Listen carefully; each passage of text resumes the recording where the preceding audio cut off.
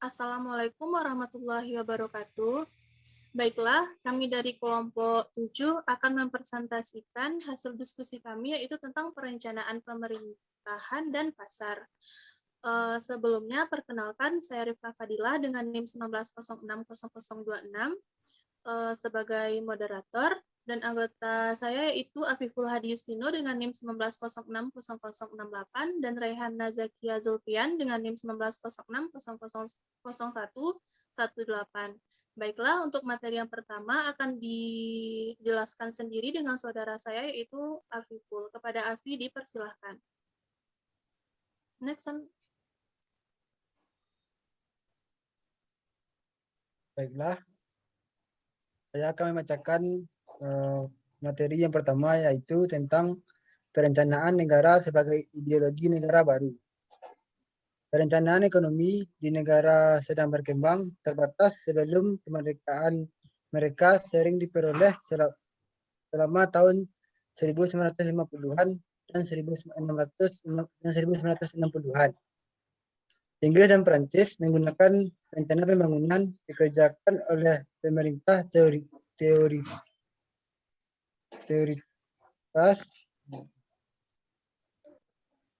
teritorial dengan bantuan dari London dan Prancis sebagai dasar untuk bantuan kolonial setelah Perang Dunia Kedua. Rencana tersebut yang disiapkan oleh administrator dengan sedikit atau tanpa latar belakang perencanaan biasanya hanya berupa daftar proyek investasi dan tidak ada upaya yang dilakukan untuk mengintegritaskan berbagai sektor ekonomi. Namun, rencana-rencana itu memang memiliki keutamaan untuk dilaksanakan, berbeda dengan banyak rencana pasca kemerdekaan.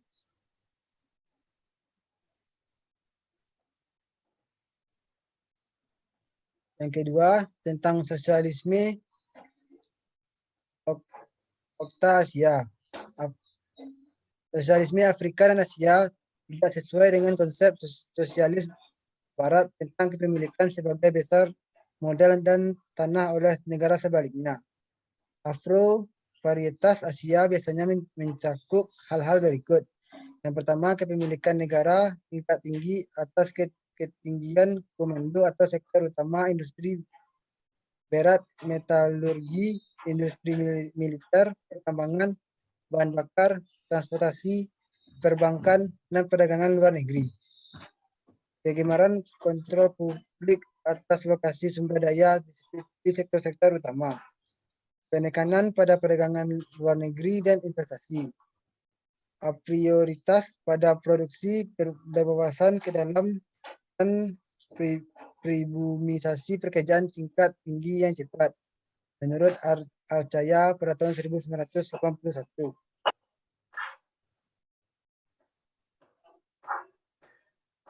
Materi yang ketiga yaitu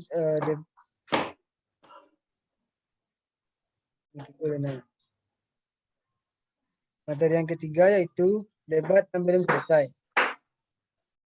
Kritikus menuduh hal tidak mendefinisikan ekonomi pembangunan untuk memasukkan penulis yang menyerahkan ekonomi ke dalam negara sedang berkembang, tetapi hanya penulis yang tidak setuju dengannya.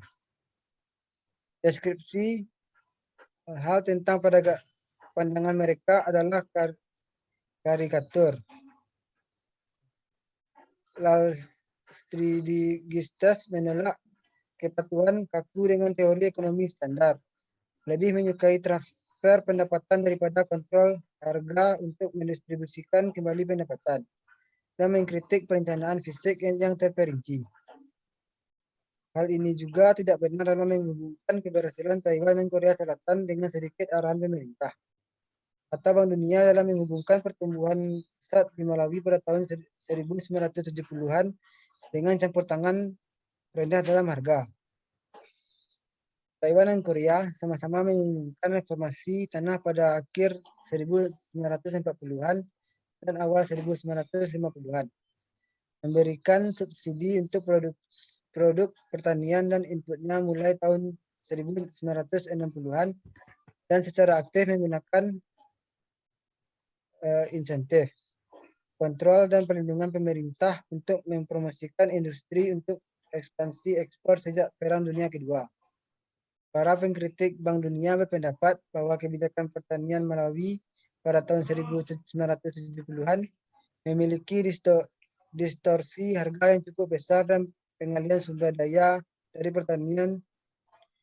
petani ke pertanian komersial dan industri melebih-lebihkan pertumbuhan yang menyertai penurunan produktivitas pertanian. Petani ini menurunkan pendapatan real petani dan rata-rata untuk penduduk secara keseluruhan.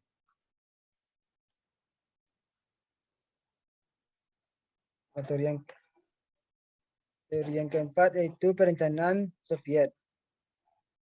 Perencanaan Soviet dimulai dengan sederhana.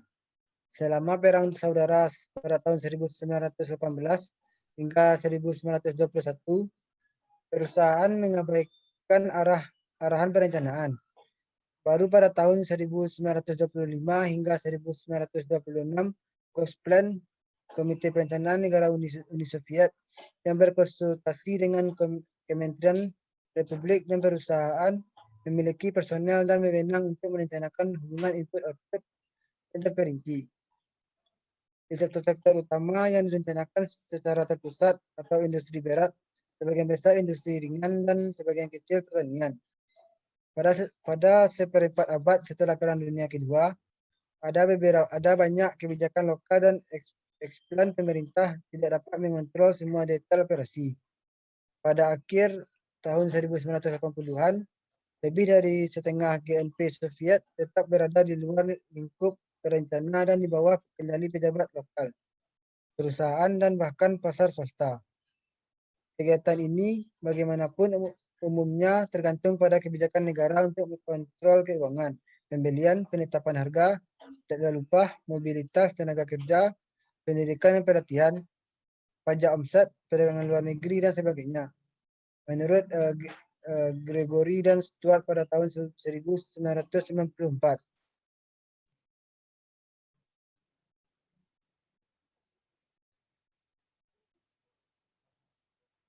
Yang kelima yaitu perencanaan India. Pada tahun 1950-an, India adalah negara sedang berkembang campuran besar pertama yang memiliki komisi perencanaan sendiri. Sosialisme demokratis Inggris serta perencanaan industri Soviet menarik Jawaharlal Nehru, Perdana Menteri pada kemerdekaan India pada tahun 1947. Kebijakan ekonomi India untuk rencana 5 tahun pertamanya sampai tahun 1978 mengalami paradok kurangnya perhatian terhadap program di sektor publik dan terlalu banyak kontrol atas sektor swasta. Jadi, kami memiliki perencana India sering memilih investasi sektor publik berdasarkan laporan kasar, samar, dan tidak lengkap, dengan sedikit atau tanpa perhitungan biaya manfaat untuk lokasi proyek alternatif. Pemerintah memilih proyek sering gagal melakukan persiapan teknis terperinci dan penjadwalan kerja yang diperlukan terkait dengan proyek tersebut. Para perencana India mencoba mempengaruhi investasi dan produksi swasta melalui perizinan dan kontrol lainnya. Pengendalian dimaksud untuk mengatur produksi sesuai target perencana, mendorong industri kecil, mencegah kepemilikan terkonsentrasi, dan mendorong pembangunan ekonomi daerah yang seimbang.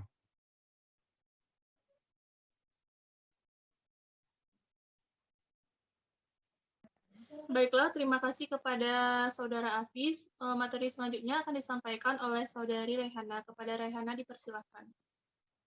Baiklah, saya akan melanjutkan presentasi pada materi ke-6, pasar versus perencanaan terpusat terperinci. Pengalaman Soviet menunjukkan banyak ekonomi yang tetap berada di luar kendali perencanaan pusat. Pengalaman India menunjukkan biaya intervensi dalam ekonomi campuran, ketidakmampuan untuk menjalankan program-program mendalam di sektor publik, dan regulasi sektor swasta yang berlebihan. Adalah endemik di banyak ekonomi campuran lainnya, termasuk Nigeria dan Pakistan. Rencana dan pasar adalah cara terpisah untuk mengordinasikan transaksi. Pasar menambah biaya tertentu, menemukan harga yang relevan, dan menegosiasikan serta menyimpulkan kontrak terpisah untuk setiap transaksi pertukaran. Untuk mengurangi risiko dan biaya lainnya, manajer dengan pemasok dan pekerja mendatatangani kontrak jangka panjang. Perencanaan dan pengorganisasian menghilangkan biaya tertentu dari sistem pasar, tetapi juga meningkatkan diskonomis skala besar, hasil yang semakin berkurang bagi manajemen. Keseimbangan antar pengguna pasar dan organisasi perencanaan tercapai ketika biaya pengorganisasian transaksi ekstra menjadi sama dengan biaya melakukan transaksi yang sama melalui pertukaran di pasar terbuka menurut Quast tahun 1937 dan Williamson tahun 1981. Selanjutnya, yang ketujuh, rencana indikatif.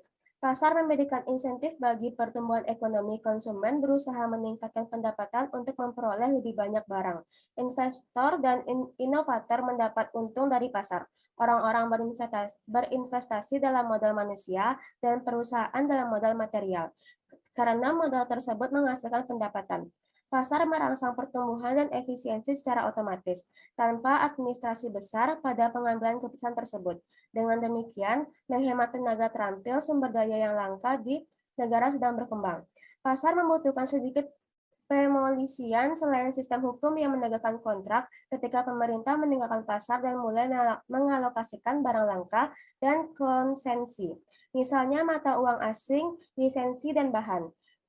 Korupsi, pilih kasih, penyuapan, dan pasar gelap lebih memungkinkan berkembang. Selanjutnya yang ke-8, tujuan dan instrumen perencanaan. Perencanaan tujuan termasuk pertumbuhan ekonomi yang cepat, pengurangan kemiskinan dan ketimpangan pendapatan, pencapaian kebutuhan dasar, dan pencapaian pendidikan yang lebih besar, pekerjaan yang lebih besar, harga stabilitas, ketergantungan ekonomi internasional yang lebih rendah, keseimbangan regional yang lebih besar, dan kualitas lingkungan yang memadai. Beberapa tujuan seperti pengentasan kemiskinan, perencanaan sering mengungkapkan tujuan dari variabel sasaran. Tujuan dicapai melalui variabel instrumen seperti moneter, fiskal, nilai tukar, tarif pajak, subsidi, perpanjangan teknologi, insentif bisnis, penanaman modal asing, bantuan luar negeri, kesejahteraan sosial, transfer, upah, pelatihan tenaga kerja, kesehatan, pendidikan, survei ekonomi, pengendalian harga dan kuota, dan kebijakan penjahatan modal. Yang ke-9, durasi perencanaan. Rencana jangka panjang atau perspektif rencana di masa depan yang sangat jauh, 15 hingga 20 atau lebih tahun. Tujuan jangka panjang harus menjadi latar belakang untuk rencana jangka menengah dan pendek. Rencana jangka pendek fokus pada perbaikan kondisi ekonomi dalam waktu dekat, kalender atau tahun anggaran berikutnya. Rencana jangka menengah di masa depan yang lebih jauh, katakanlah rencana 5 tahun. Rencana jangka menengah dapat berupa rencana bergulir, direvisi setiap tahun. Saat Komisi Perencanaan menyelesaikan tahun pertama, rencana komisi itu menambahkan perkiraan target dan proyek untuk tahun berikutnya hingga tahun lalu. Selanjutnya yang ke-10, model perencanaan dan keterbatasan. Para perencanaan membutuhkan pandangan yang menyeluruh tentang hubungan makroekonomi sebelum menentukan program, pengeluaran, dan kebijakan dan modal agregat sederhana yang dapat memberikan perspektif keseluruhan. Peraih Nobel W. Arthur Lewis mengkritik badan-badan perencanaan di negara sedang berkembang campuran yang miskin data yang memperkerjakan para ekonom untuk merumuskan model-model ekonomi makro yang kompleks. Dia percaya waktu yang dihabiskan tidak sepadan dengan usaha. 3 profesional memainkan peran yang sangat penting dalam perencanaan. Yang pertama, orang dengan pengalaman perbendaharaan. Yang kedua, ekonomi praktis untuk membantu merumuskan kebijakan publik. Dan yang ketiga, ahli ekonometrika untuk membangun. Sekian penjelasan saya. Selanjutnya saya kembalikan kepada moderator. Nah, untuk materi selanjutnya akan dijelaskan oleh saya sendiri, yaitu materi ke-11 tentang tabel input-output dan data ekonomi lainnya. Nah, untuk data ekonomi di negara sedang berkembang ini tidak banyak nilainya, karena yang diperlukan untuk pengambilan keputusan mungkin tidak tersedia. Perencanaan mungkin harus berimprovisasi dengan data ekonomi buruk harus berkonsentrasi pada pengorganisasian Biro Sensus dan Departemen Statistik. Memperkerjakan peneliti lapangan, analisis data yang praktis, dan melakukan survei ekonomi secara berkala. Untuk perencanaan pembangunan memerlukan informasi tentang pendapatan nasional, kependudukan, investasi, tabungan, konsumsi, pengeluaran pemerintah, pajak, ekspor dan impor, serta neraca pembayaran dan kinerja industri. Menentang Departemen Pemerintahan yang membedakan antara pengumpulan data dan analisis kebijakan.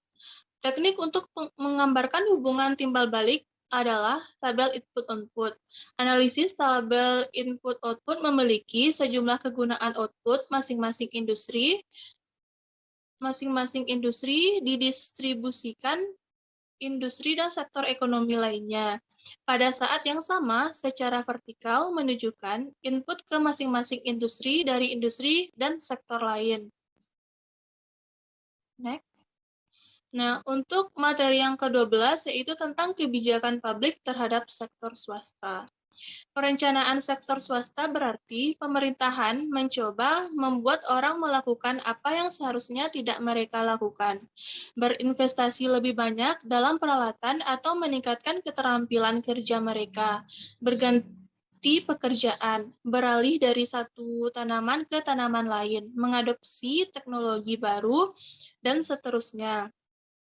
Beberapa kebijakan untuk sektor swasta mungkin di antaranya yaitu sebagai berikut.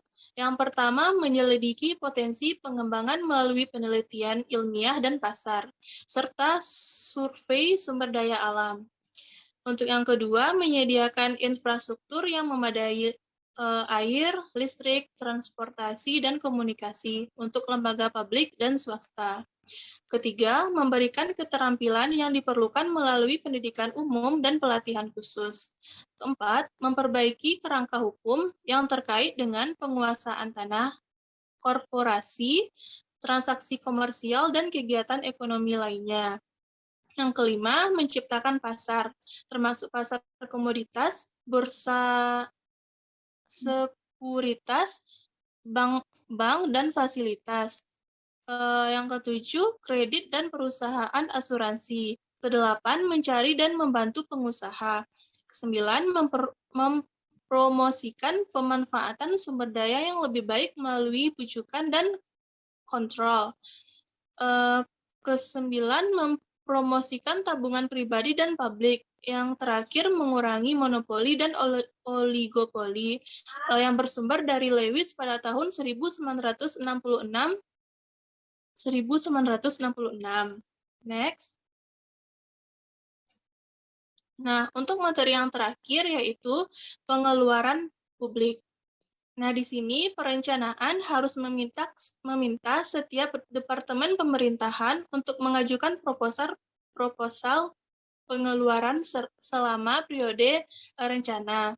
Nah, departemen harus memperkirakan potensi biaya, manfaat finansial, dan sosial. Setiap instansi pemerintahan atau perusahaan harus melakukan studi kelayakan proyek-proyek investasi prospektif secara rinci, seperti halnya bisnis swasta. Nah, selain itu, pemerintahan harus memperkirakan dampaknya saat ini atau bukan modal pengeluaran, termasuk pengeluaran berulang, melanjutkan program di masa depan, dan pengeluaran berulang. Keputusan perencanaan di sini adalah kurang lebih, bukan salah, atau perencana harus jarang mengutuk proyek secara langsung, tetapi harus terutama mempertanyakan ukuran dan waktunya, dan membuat bergantung pada keputusan lain yang diambil secara bersamaan. Nah, untuk diskusi dari kelompok 7, kalau ada kata-kata kami dan materi kami kurang memuaskan, kami mohon maaf. Sekian, Assalamualaikum warahmatullahi wabarakatuh.